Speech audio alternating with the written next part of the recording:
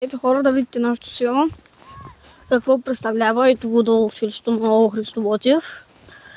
Гледайте нашето село. Колко е голямо. Аз се намирам от горната част на селото. Много е красиво. Вижте нашето село.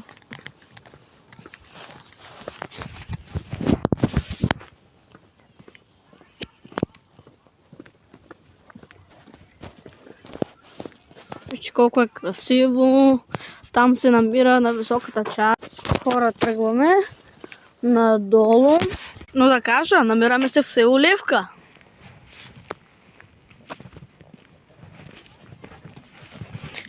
Вижте. Тук какъв. Вижте. Тук вече къщите се изостави.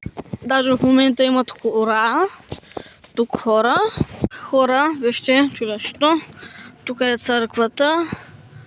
Ето тук е църквата. И тук е вече като махаличка. Тази сега провеждат хора. Отиваме напред. Тук сега отиваме нагоре. Ще видите хора, в предното видео съм снимал до половинката част, нали? И сега почвам втората част нагоре. Сега аз отивам нагоре, отивам към баба и дядо. Ето хора, намираме се в село Левка, област Хасково. Вижте, тук ще ни правят старчески дом, така като виждате, вече е в ремонт. Почва да се ремонтира. Вижте. Здравейте хора, намираме се в село Левка, област Хасковско. Тук вървим по една уличка.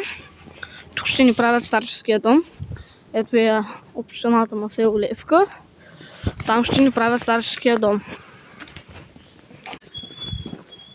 И сега хора, отиваме да ви покажем.